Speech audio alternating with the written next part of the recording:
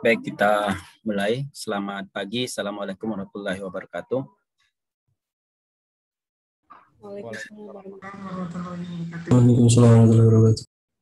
Waalaikumsalam. Salam sehat bagi semuanya. Kita lanjutkan pembahasan kita untuk mata kuliah pemulihan mutasi, yaitu tentang pendugaan parameter genetik populasi hasil mutasi. Ya, pada minggu yang lalu kita sudah membahas untuk bagian 1, yaitu pada tanaman menyerbuk sendiri. Ya, pendugaan parameter genetik yang kita maksud ini adalah untuk karakter-karakter kuantitatif, ya, di mana populasi-populasi hasil mutasi ini terkadang sulit ya untuk diidentifikasi ya untuk karakter kuantitatif. Apakah itu perubahan akibat dari mutasi yang kita buat atau akibat dari yang lain, misalnya segregasi dari populasi yang ada ya. Nah, jadi karena karakter kuantitatif dikendalikan oleh banyak gen, ya, maka masing-masing gen perannya kecil terhadap karakter tersebut, dan juga selain itu ada peran lingkungan yang terlibat, sehingga penampilan dari karakter tersebut tidak bisa seragam persis sama, ya, akibat dari kemungkinan pengaruh lingkungan dan lain sebagainya. Nah, oleh karena itu, apakah karakter itu, ya, keragaman yang terjadi pada karakter tersebut akibat dari mutasi yang kita berikan, ya, atau akibat dari yang lain? Apakah keragaman itu akibat dari genetik yang sudah berubah atau akibat dari lingkungan? Sekali lagi, populasi yang ada bisa saja ada keragaman akibat dari lingkungan, ya, tidak hanya akibat dari genetik untuk karakter-karakter kuantitatif. Agak berbeda dengan karakter kualitatif, karena pengaruh lingkungan tidak terlalu besar. Warna bunga misalnya, maka kalau ada warna yang berbeda, itu bisa diyakini adalah akibat dari faktor genetik, ya, akibat dari faktor genetik. Nah, sehingga pengamatan pada karakter-karakter kualitatif, ya, dalam populasi hasil mutasi ini tidak terlalu sulit, melalui observasi saja, ya, bahwa ada perubahan atau tidak itu bisa terlihat dengan jelas, ya. Nah, sedangkan karakter kuantitatif sekali lagi itu tidak bisa dengan jelas kita bedakan. Bisa saja ada perbedaan-perbedaan itu, tetapi apakah betul akibat dari genetik atau akibat dari lingkungan?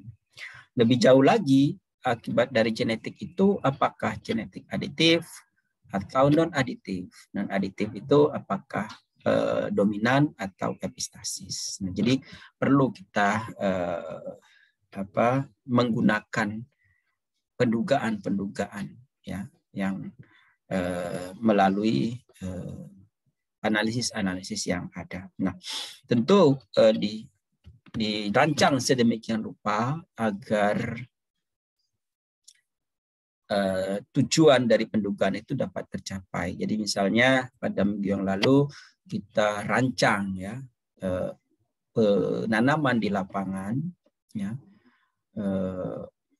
Misalnya kalau kita sudah punya populasi atau kita ingin menduga pada populasi M2, ya, mutasi hasil selfing dari M1. M1 adalah mutasi atau deraan mutasi, ya, dari populasi M0 jadi M1, kemudian dilakukan penyerukan teri menjadi M2.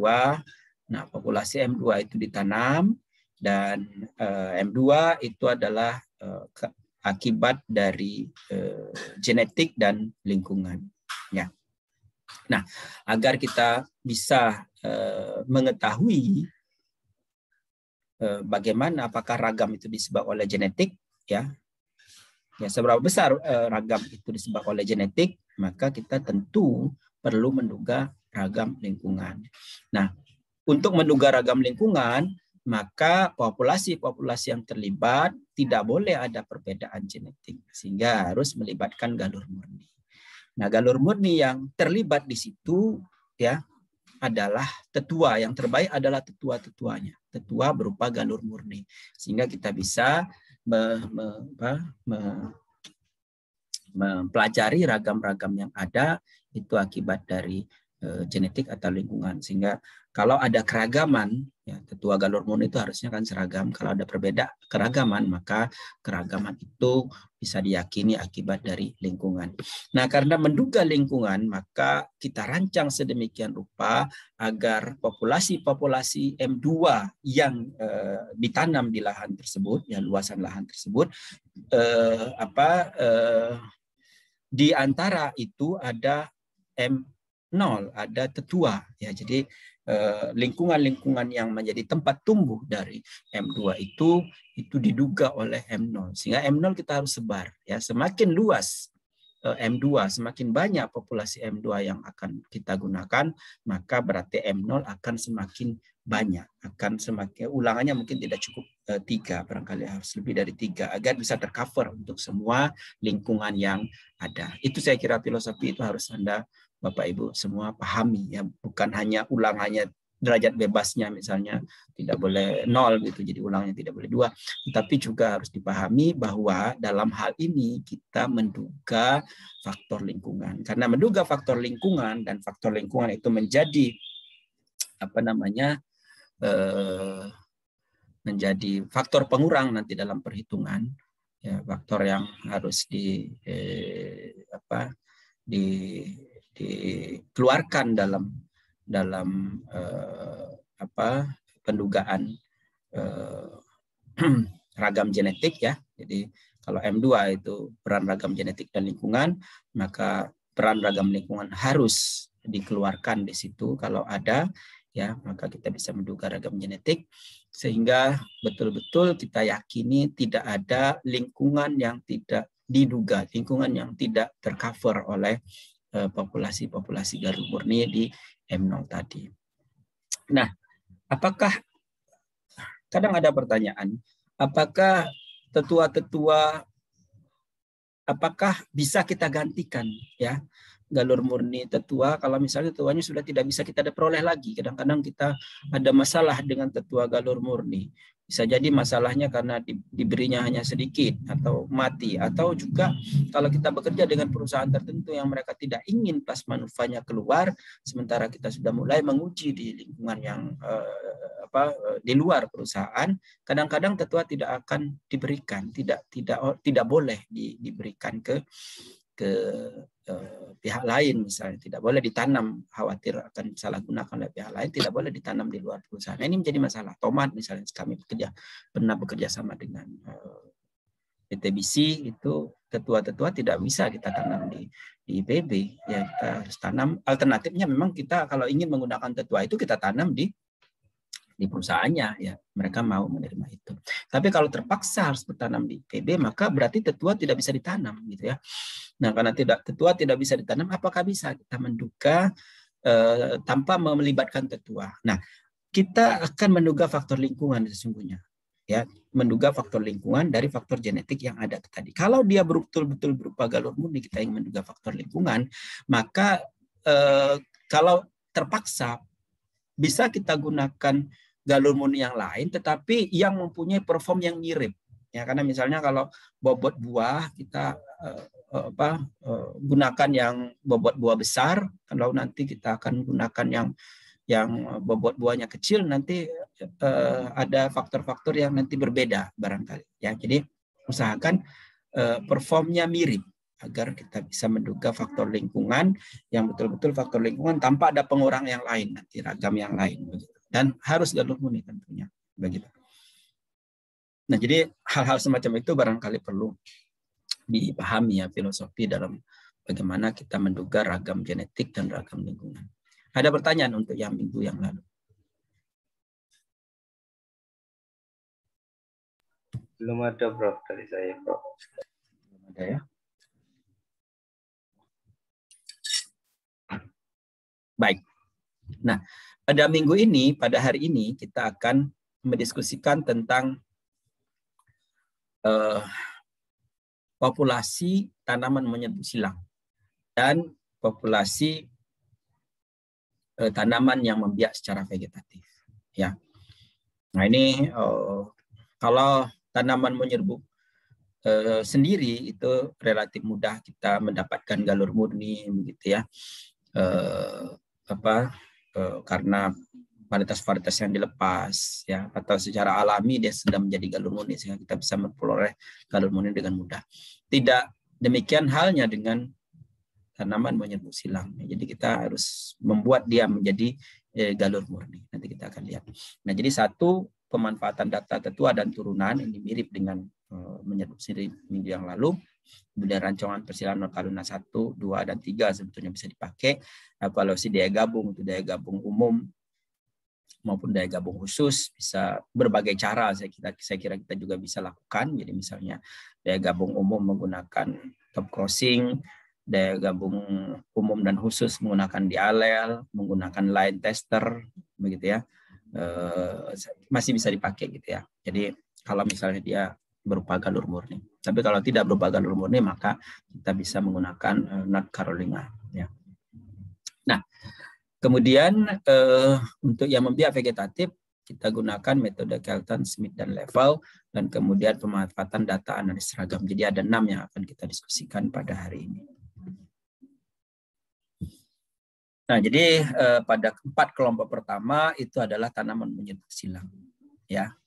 Jadi yang diperbanyak dengan benih. Kalau tanaman yang menyerbuk silang yang diperbanyak secara vegetatif, maka kita akan perlakukan dia metodenya sebagai tanaman membiak vegetatif. Nah, dalam hal ini untuk yang menyerbuk silang diperbanyak dengan benih, contoh yang ideal adalah jagung. Ya, karena penyerbukan silangnya besar sekali, ya di atas 95%, sehingga ini adalah contoh yang baik ya untuk tanaman menyerbuk silang. Nah, populasi asal sebaiknya berupa galur murni. Ya. Sebaiknya berupa galur murni. Ya. Kalau tidak berupa galur murni, maka kita harus yakini bahwa populasi itu bisa digunakan kembali ketika kita ingin menduga faktor lingkungan. Ya. Jadi kalau dia tidak berupa galur murni, maka tetua-tetua itu bisa kita libatkan kembali. Bisa kita gunakan kembali, ya, kalau tidak berupa galur murni. Tapi kalau tidak, tetua-tetuanya tidak akan kita gunakan kembali, maka akan sulit ya kalau kita tidak menggunakan galur murni, karena ragam yang ada nanti kita tidak tahu apakah akibat dari segregasi atau akibat dari mutasi, ya. Nah, seperti juga pada minggu yang lalu, seperti yang saya sampaikan tadi, bahwa perbaikan ini atau mutasi ini atau karakter yang akan kita pelajari ini adalah karakter kuantitatif ya, dengan agen mutasi fisik dan kimia. Yang pertama adalah pemanfaatan data tetua dan turunan. Ya, jadi minggu yang lalu kita sudah bahas tentang regresi parent offspring ya, dengan memanfaatkan data tetua dan turunan. Tetua dalam hal ini adalah bukan M0 ya, bukan M0, tetapi M1 dan M2. Nah, ini perlu dipahami ya. Jadi bukan M0 tapi M1 dan M2. Ya. Nah, M1 dan M2 ini bukan M1, M2 dan M3 ya, tetua M2 dan M3, karena M1 itu ada ragamnya akibat dari mutasi ya. Kita agak khawatir dengan M1 karena ragamnya bisa jadi bukan akibat dari genetik tapi akibat dari deraan mutasi itu sendiri menyebabkan dia performnya tidak optimal ya, M1. Nah, jadi M2 dan M3 ya. M2-nya seperti apa, M3-nya seperti apa. Jadi M2 kita tanam, kemudian kita lanjutkan ke M3. Nah, Bapak Ibu sekalian, tentu M2 dan M3 kita harapkan ini ditanam pada lingkungan yang sama, ya, pada musim yang sama, ya. Nah, ini rasanya tidak mungkin kita akan menggunakan tetua M2 yang sama untuk kalau kita tanam lagi di M3. Ini yang jadi masalah, ya kan? Jadi ketika kita tanam M2, hasil panen M2 itu adalah M3. Ya. Nah, jadi tentu M2-nya sendiri sudah habis. Ya, tidak mungkin lagi pada saat menanam M3 itu kita peroleh kita bisa menggunakan M2 yang lalu, tidak mungkin lagi karena dia sudah menjadi M3 sekarang. Nah, oleh karena itu kita harus gunakan populasi besar dalam hal ini. Kita harus gunakan populasi besar dan kita bulk, kita campur. Nah, jadi M1 yang kita pakai tadi, M1 yang kita gunakan itu menjadi M2, betul-betul kita perhatikan, ya. Misalnya kalau kita concern dengan dosisnya dosis tertentu bisa ada 2-3 dosis, maka tanaman mujur silang tidak bisa dicampur kalau misalnya kita akan mempelajari peran dosis nantinya.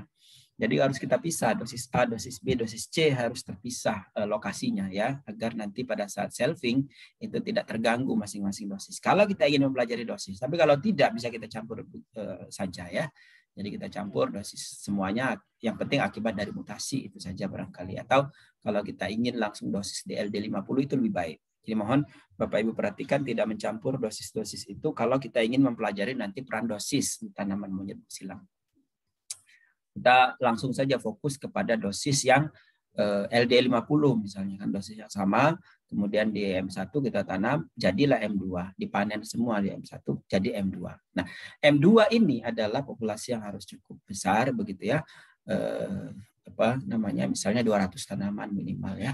Kalau pada jagung saya kira tidak ada masalah dengan populasi yang 200, ya. Kalau kelapa sawit lumayan 1 hektar lebih. Nah, 200 tanaman menjadi M3. Nah, minimal 200. Kalau bisa 300 atau 500 lebih baik. Itu menjadi M3.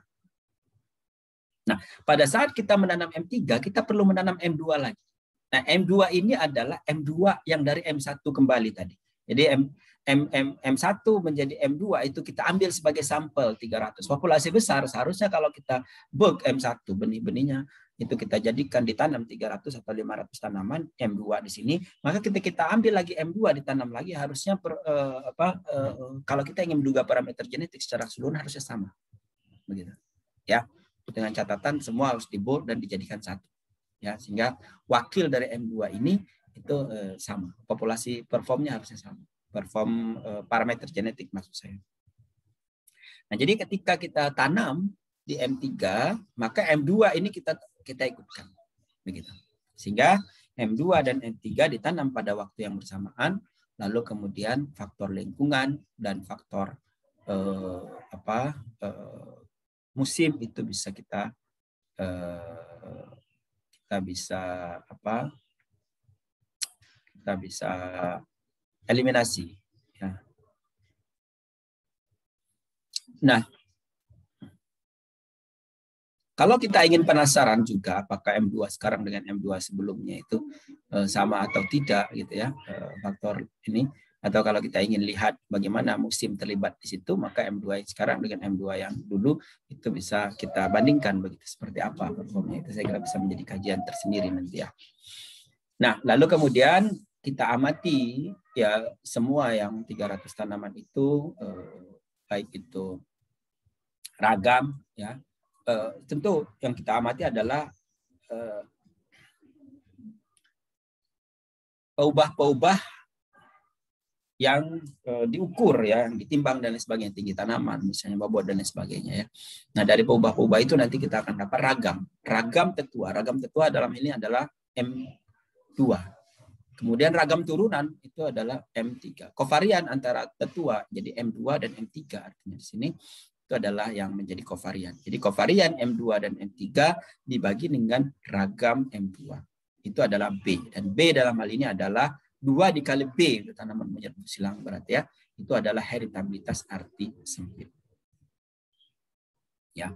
Jadi kita bisa memperoleh ini heritabilitas arti sempit di sini ya melalui cara ini ya. Ada pertanyaan?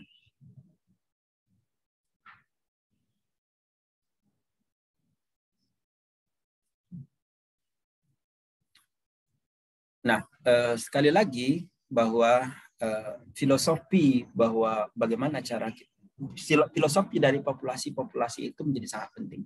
Ya, jangan sampai nanti M1 dengan M2.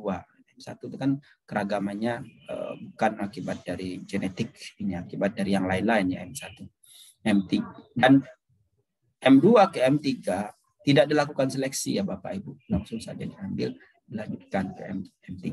Kalau dilakukan seleksi itu akan berbeda lagi, tidak seperti ini apa namanya caranya ya. Nanti kita akan tidak menggunakan regresi spring kalau dilakukan seleksi. Kita menggunakan delta G, kemajuan akibat seleksi. Nah, kemajuan akibat seleksi itu kita menggunakan nilai tengah, ya, tidak menggunakan ragam. Jadi nilai tengah populasi lanjutan dikurangi dengan nilai tengah populasi asal itu akan berupa delta G. Ya, delta G nanti kita bagi dengan S, itu nanti adalah heritabilitas arti tersebut. Nah, yang berikutnya adalah rancangan persilangan North Carolina 1. Nah, rancangan ini adalah populasi-populasi di M2. Kita tidak melibatkan tetua, maka tetua harus galur murni tadi ya. Kalau tetua tidak galur murni, tidak bisa kita menggunakan rancangan North Carolina 1. Karena North Carolina 1 ini betul-betul kita memanfaatkan populasi bersegregasi. Ya, kalau populasi bersegregasi ini akibat dari bukan akibat dari mutasi ya saja. Ya, kan kita ingin menduga akibat dari mutasi ini, bukan akibat dari mutasi saja, maka ini tidak bisa dipakai. Ya, misalnya ternyata tetuanya tidak galur murni, lalu kita radiasi DM1, M2-nya kan ada keragaman akibat dari mutasi dan keragaman akibat dari segregasi karena dia tidak galur murni. Nah ini kedua itu tidak bisa kita pisahkan di sini. Ya, tidak bisa kita pisahkan. Ya. Kalau ingin memisahkan yang tadi, barangkali kita perlu tanam tetua dan tanam M2-nya langsung seperti kita menduga di minggu yang lalu ya. Untuk seperti kita lakukan tanaman menyeruk sendiri. Nah, jadi M1, M2, M3, M4 kebetulan sama-sama M, ini maksudnya male, jantan 1, jantan 2, jantan 3, jantan 4. Kita ambil jantan di sini, kemudian disilangkan dengan betinanya 3. Masing-masing jantan itu bersilang dengan 3 betina, sehingga dideret semua ada 4 jantan, ada 3 betina, 3 yang terlibat betina berarti 3 kali 4 12 betina, ya. Semakin banyak jantan berarti semakin banyak juga terlibat betinanya. Kalau jantannya ada 10 berarti betinanya ada 30 ya, 10 kali 3. Nah, populasi jantan dan betina diambil secara acak dari karena kita ingin menduga dari populasi itu. Ya, diambil secara acak ya. Kemudian disilangkan. Ya. Disilangkan, dapatlah populasi fulsip. Jadi misalnya M1 disilangkan dengan P1 atau P1 disilangkan M1 fulsip, dapat fulsip. P2 silang M1 fulsip, dan antar mereka adalah hapsip. Ya, sehingga berlaku bagaimana rancangan North Carolina 1 populasi hasil persilangan.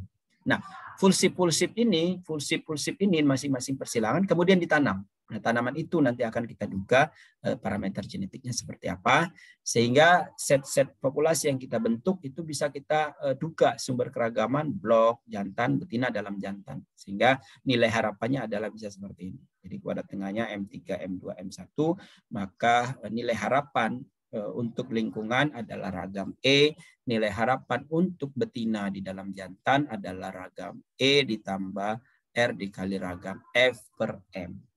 Sementara untuk nilai harapan untuk jantan itu adalah ragam E ditambah R kali ragam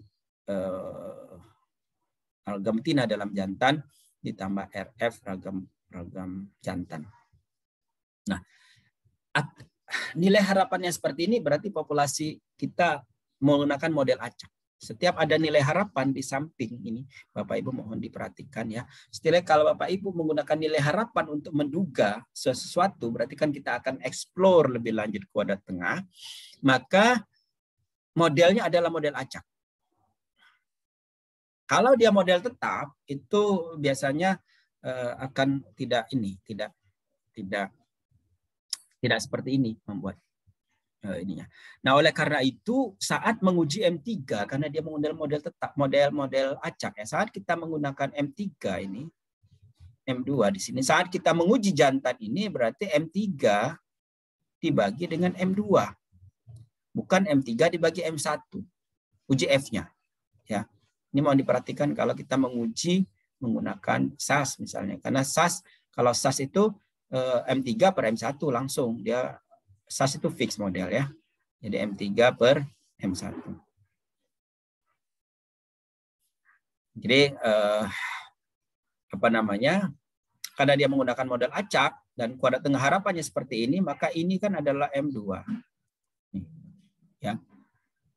Maka M3 dibagi M2 untuk menduga F hitungnya atau untuk mempelajari peluang nyatanya. Ya, tidak bisa serta-merta kita menggunakan hasil analisis dari SAS itu. Ya. Nah, sedangkan untuk menduga betina dalam jantan F-nya itu analisis ragamnya, maka M2 dibagi dengan M1. Ini saya kira nggak ada masalah. Yang masalah itu adalah untuk menduga akibat dari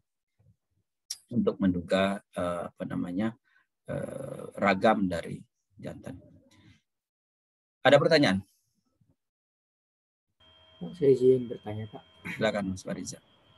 Nah, tadi kalau nggak salah di North Carolina kan dihibridisasikan ya, Pak, antara jantan dan betina. Dan ini kan kita juga membahas mutasi ya, Pak. Jadi saya juga bingung, Pak, nanti induksi keragamannya itu akibat mutasi apa hibridisasi, Pak, kalau di North Carolina di mutasi ini, Pak. Oke, bagus ya pertanyaan Mas Fariza. Nah, jadi kita ingin menduga ragam-ragam di M2. M2 itu adalah populasi bersegregasi akibat dari mutasi. Ya. Ragam-ragam di F2 ya populasi akibat dari mutasi. Mutasinya adalah di M0.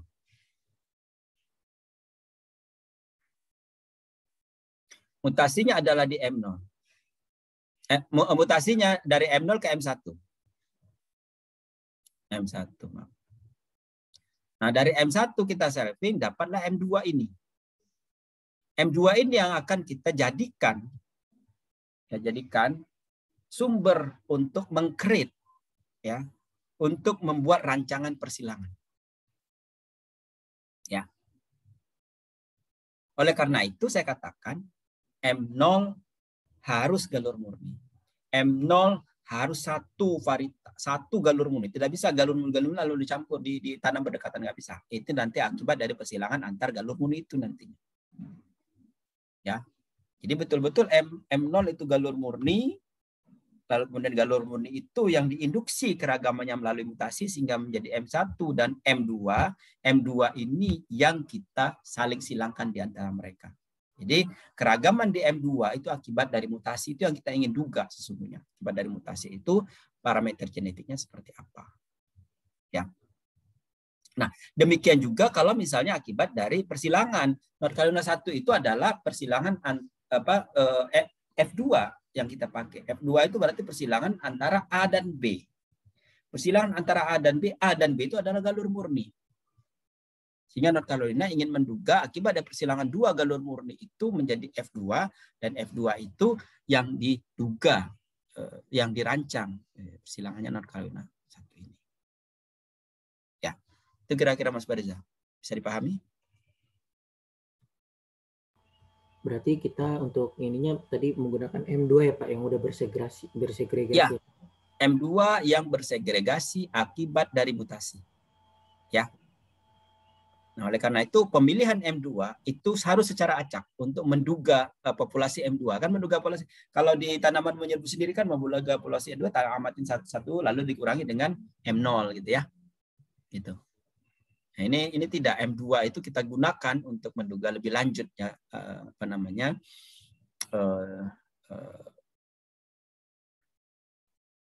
ragam akibat dari aditif dan ragam akibat dari non aditif. Nah, ini kita bisa lihat bahwa bagaimana kita menduga ragam-ragam itu. Yang tadi ini adalah kuadrat tengah harapan, contoh non Carolina 1. Kemudian ragam M dan ragam betina dalam jantan bisa kita duga. Sehingga ini covariant Habsib, ini saya kira di genetika kuantitatif pernah kita bahas. Sehingga ragam aditif bisa kita duga, ragam dominan bisa kita duga, dan ragam fenotip bisa kita duga, heritabilitas arti sempit dan heritabilitas arti sempit dalam hal ini bisa kita duga. Ya. Ya, ini sebagai pandangan ini saja bahwa rancangan non Carolina 1 bisa dipakai untuk menduga keragaman akibat dari mutasi akibat dari mutasi dan ragam itu ada di M2. Berikutnya adalah North Carolina 2. Yang North Carolina 2 ini adalah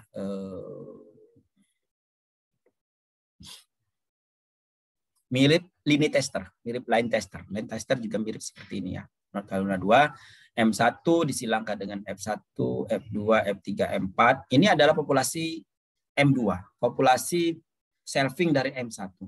M1, M2, M3 dalam hal ini adalah jantan ya. Tanaman jantan 1, tanaman jantan 2, tanaman jantan 3. Kemudian betina 1, betina 2, betina 3. Kalau jagung ini yang kira-kira tongkolnya lebih dari 1. Kalau tongkolnya tidak lebih dari 1 akan sulit di sini ya. Tongkolnya 3 atau tongkolnya 4 begitu ya. Kalau tanaman menjebu silang lain, mentimun atau timun suri, tidak masalah karena dia bunga betinanya banyak ya.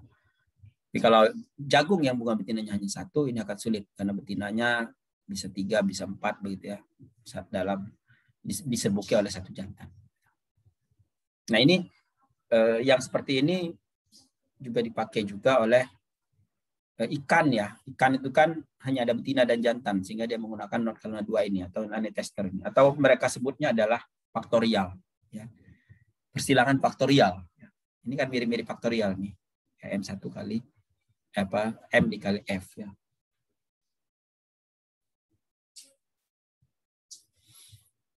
Nah, lagi-lagi bahwa ini menggunakan model acak.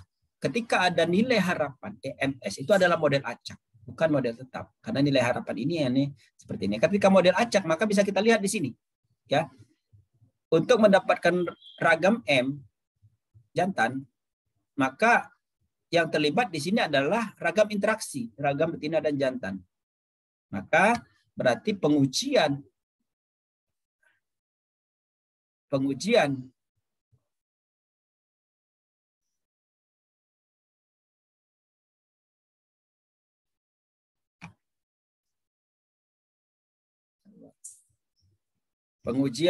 apa namanya?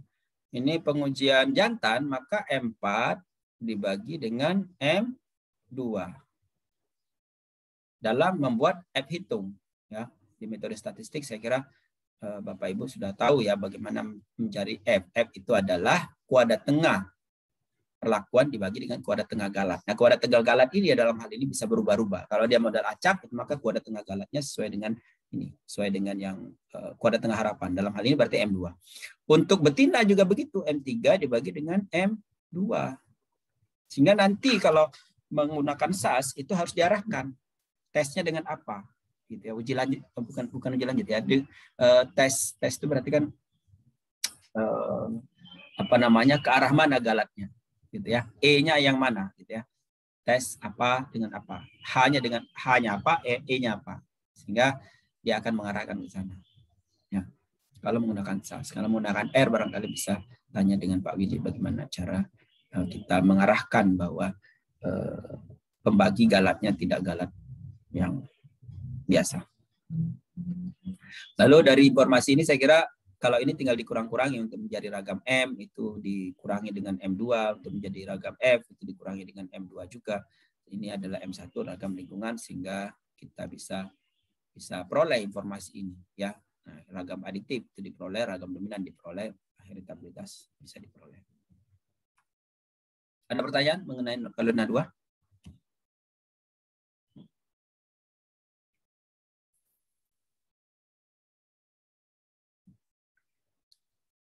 Yang berikutnya adalah evaluasi dia gabung.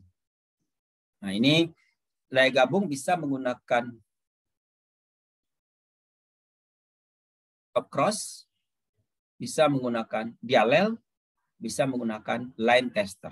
Tapi line tester harus berupa galur murni, tidak bisa di ini ya. Jadi kalau silang puncak ini masih memungkinkan ya. Silang puncak masih memungkinkan populasi M2 kemudian dilakukan tes cross ya. Tes cross di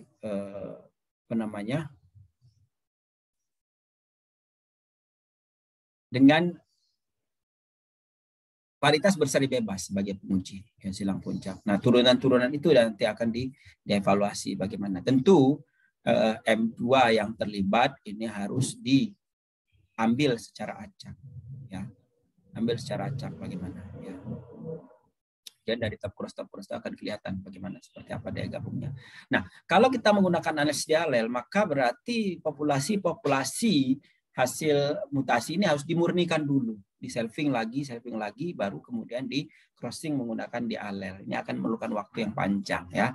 Jadi dialel yang dimaksud itu adalah dialel galur murni akibat dari mutasi. Jadi mutasi M1, M2, M3, M4, M5, M6, baru kemudian galur-galur murni akibat dari mutasi itu dilanjutkan dengan analisis dialel, daya gabung umum, daya gabung khusus ya. Nah, saya kira nyampe ke sana itu tidak hanya kalau sudah sampai ke daya gabung umum, daya gabung khusus ini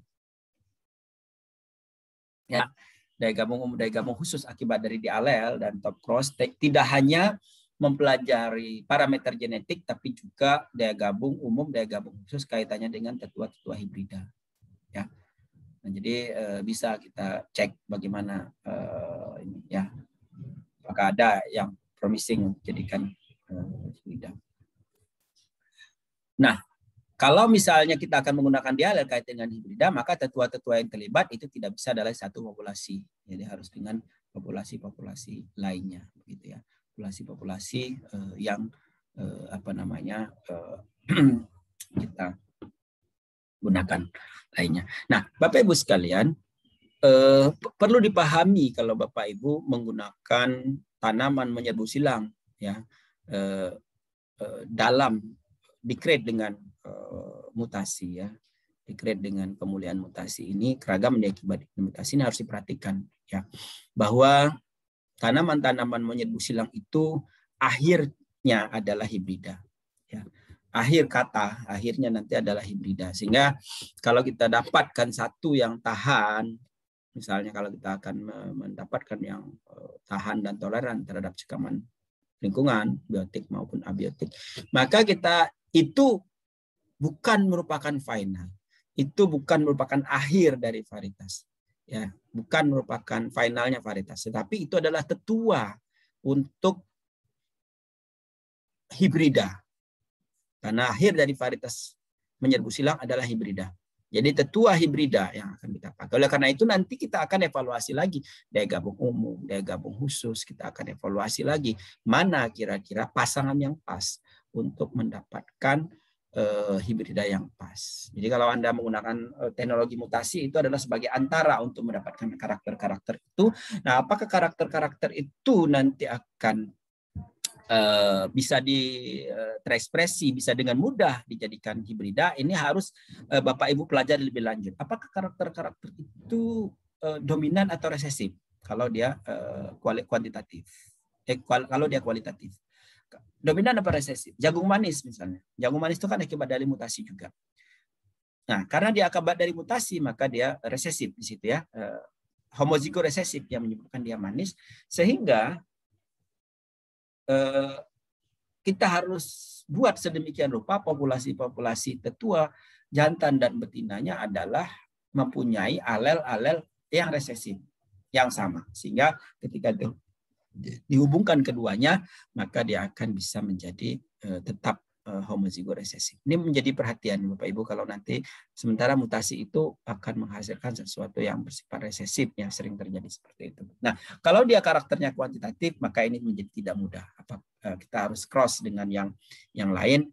Apakah bagaimana performnya ketika bergabung dengan yang lain ya, kalau misalnya bisa mendapatkan hibrida. Ini saya kira kalau di alel, saya kira di mata kuliah lain juga kita sudah tahu, tapi intinya bagaimana kita memanfaatkan di alel dalam menduga parameter genetik populasi hasil mutasi, itu filosofinya yang perlu diketahui. Ada pertanyaan?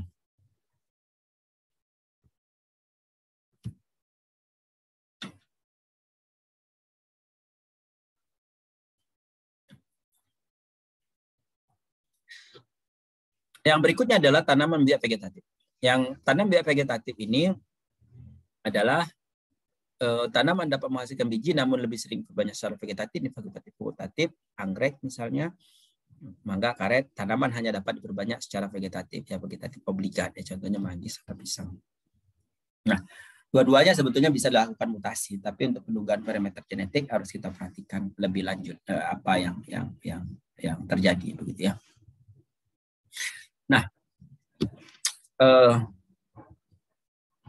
jadi ini adalah klon. Klon ketika dilakukan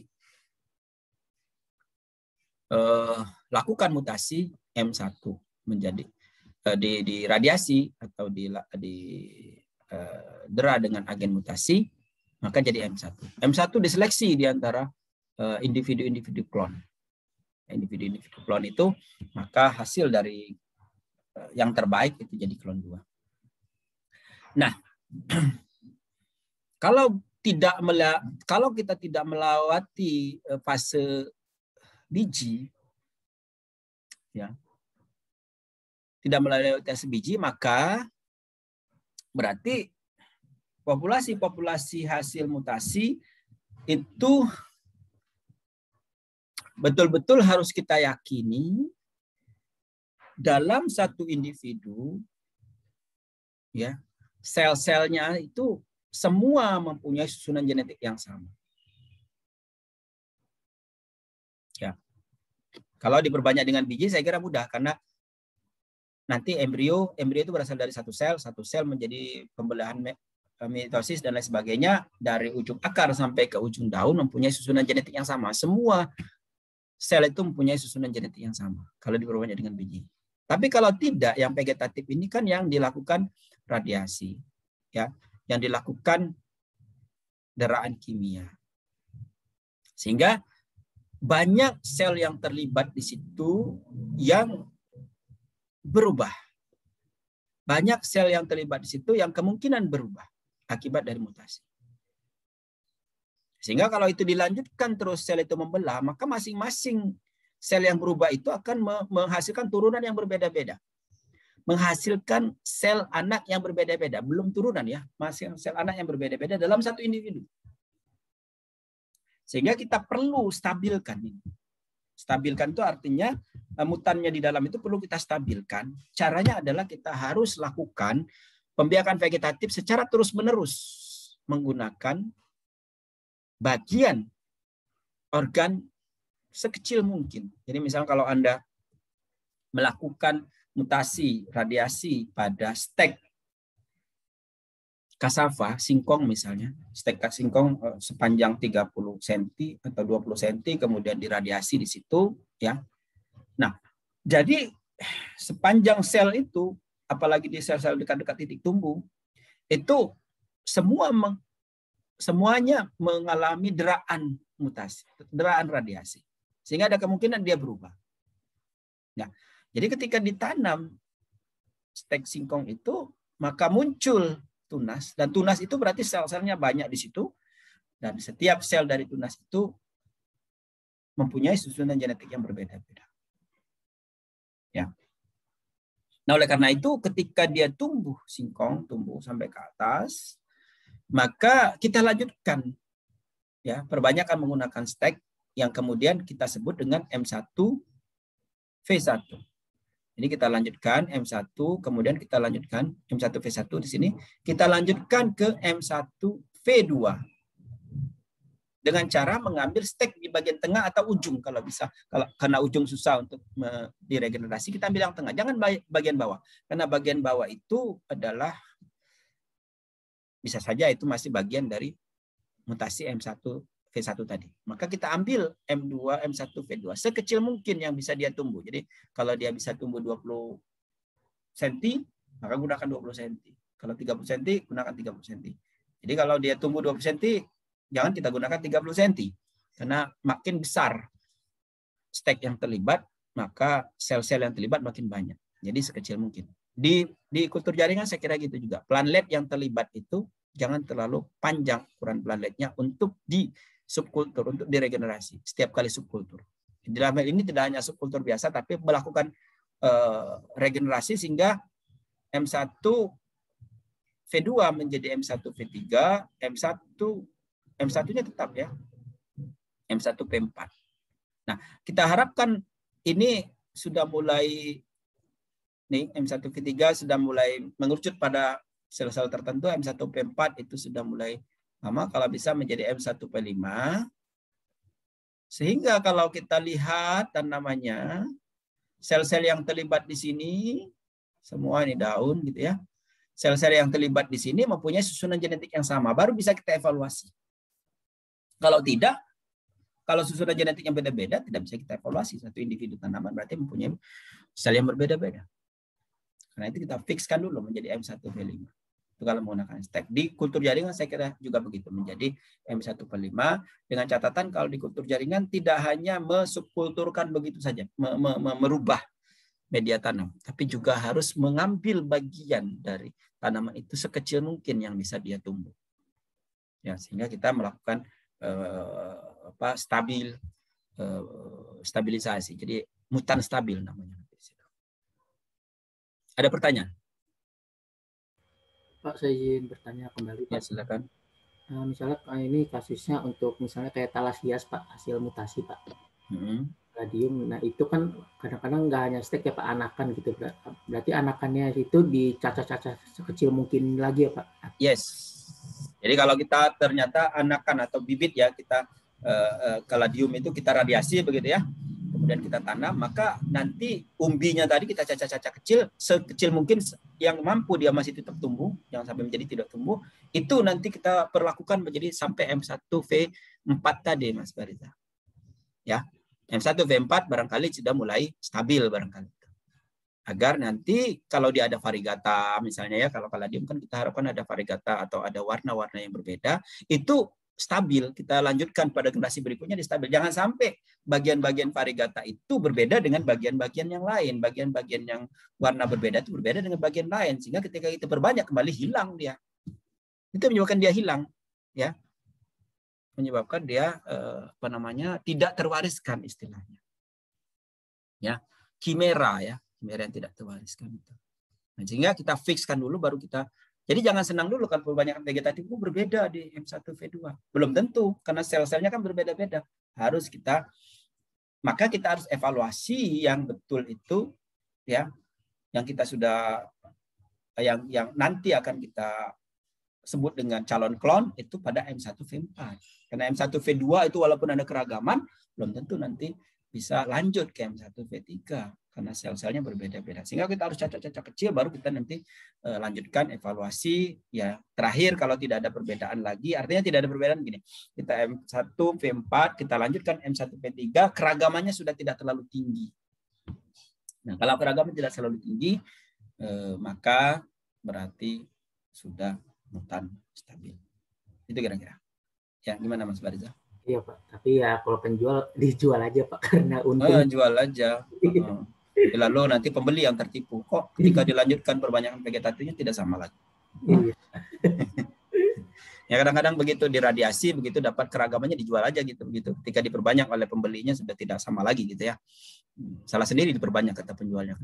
Saya nggak nyuruh perbanyak, itu kan jualannya hanya individu kan, bukan untuk diperbanyak. Gitu. Oke. Nah, bagaimana caranya kita menduga bahwa perbedaan-perbedaan itu akibat dari genetik ya. Nah, jadi kalau kita sudah dapat tadi klonnya, tentu kita kita harapkan kelon juga susunan genetiknya sama ya. Kadang-kadang ada kelon juga yang sudah tidak sama lagi Bapak Ibu sekalian. Misalnya tebu gitu. Tebu itu karena diperbanyak secara vegetatif dan mutannya terkonservasi di situ, dalam satu itu mixo dia. Dalam satu tanaman itu bisa macam-macam itu nih. Ploidinya gitu ya. Ploidinya saja udah macam-macam, belum susunan genetiknya. Nah, ini pengalaman penelitian mahasiswa S3 saya. Ploidinya saja ada alohexaploid, ada alohexaploid, ada macam-macam di sana. Ploidi di dalam satu individu, gitu ya. Belum kita bicara gen. Nah, itu tanaman-tanaman yang berbanyak secara vegetatif terus-menerus itu kalau ada mutasi dia akan terkonservasi di situ. Ya. Nah, jadi kita asumsikan bahwa ya di tanaman tetuanya, klon tetuanya itu yang kita sebut dengan S0 itu betul-betul susunan genetiknya sama. Sehingga kita perbanyak itu akan sama penampilannya. Nah, karena sama penampilannya maka keragaman yang akibat dari penampilan S0 kita sebut dengan ragam lingkungan.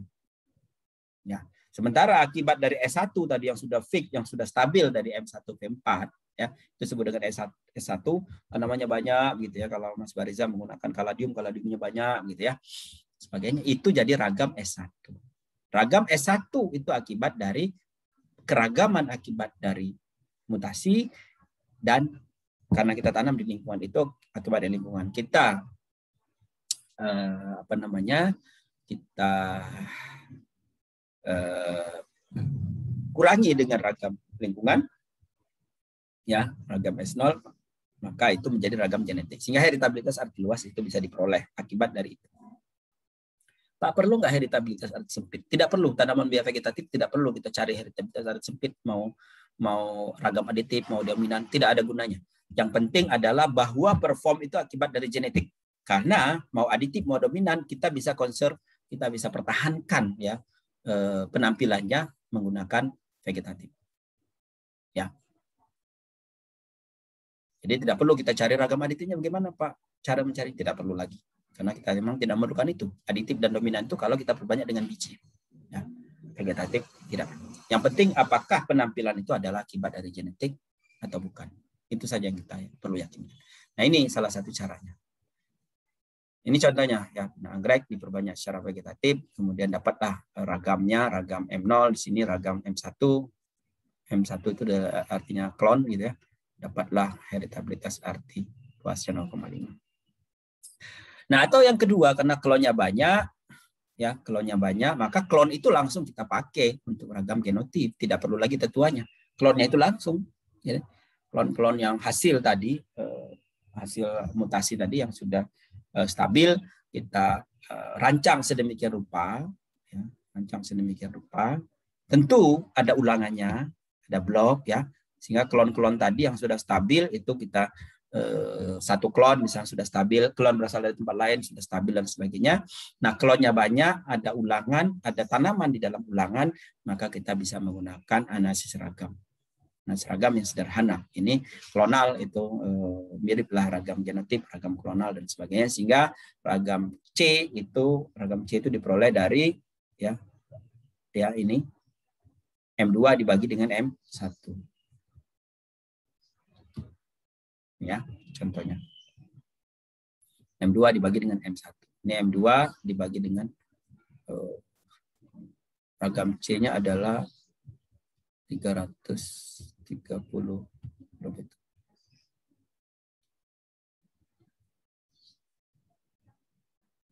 346 dibagi kurang 332 dibagi dengan 3 ya. Dibagi dengan 3 itu adalah dibagi dengan R itu adalah ulangannya 3 di sini.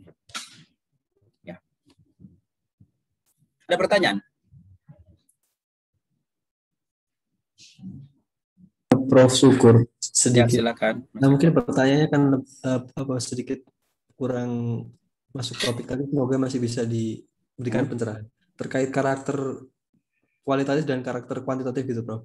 Kalau karakter kuantitatif itu lebih cenderung karena genetis, terus karakter kuantitatif lebih cenderung antara interaksi genetis dan lingkungan. Kemudian kalau suatu karakter itu akan dikaji bagaimana pewarisannya, perlu melakukan beberapa bentuk populasi gitu, Prof ya.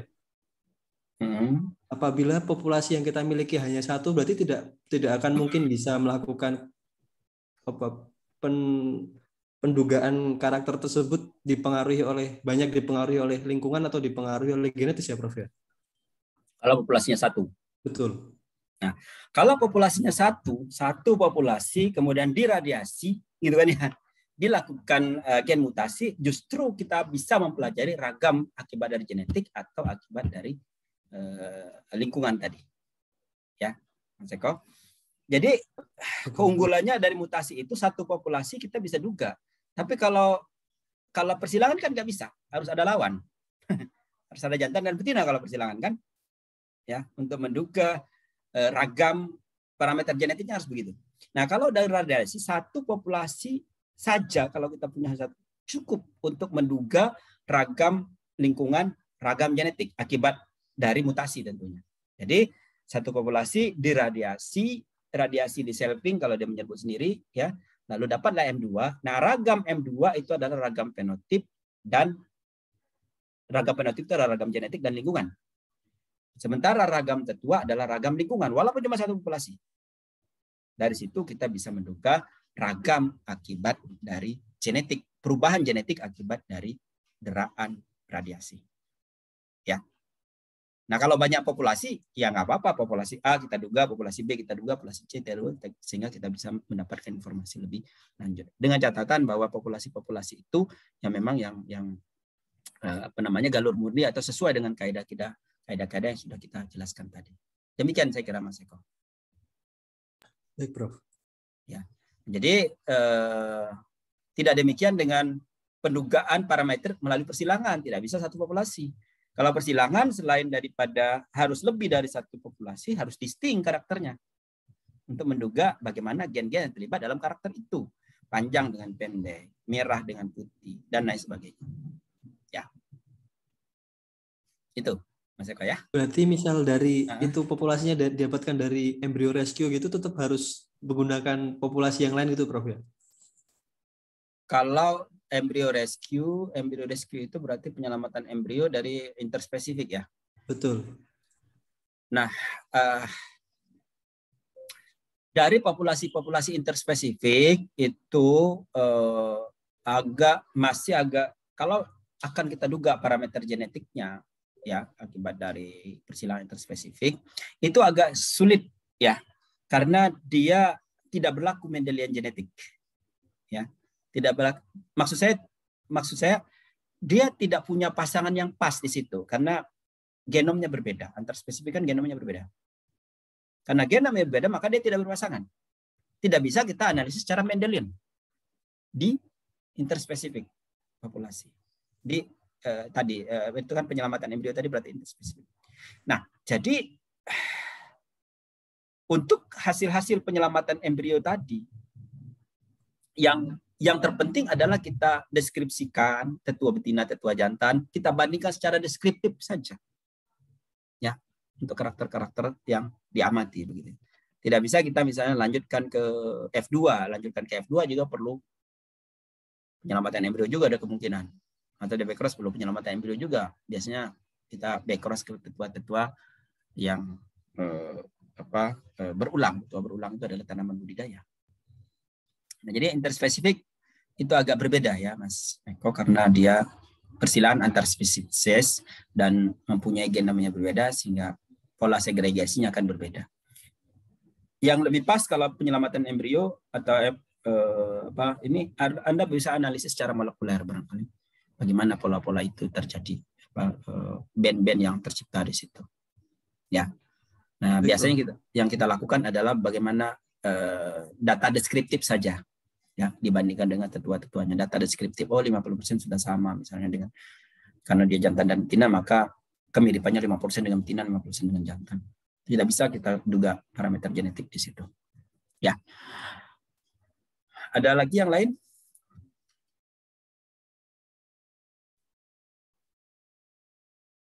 Kalau tidak ada, kita cukupkan ya sampai di sini ya.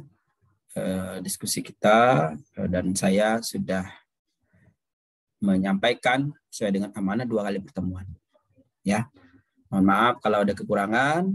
Sampai ketemu di lain kesempatan, yang kita tidak tahu kesempatannya kapan, apakah pada saat ujian dan juga atau nanti semester depan kalau Anda masih semester 2 sekarang, semester depan itu masih ketemu di beberapa mata kuliah. Terima kasih atas perhatiannya. Saya tutup. Wassalamualaikum warahmatullahi wabarakatuh.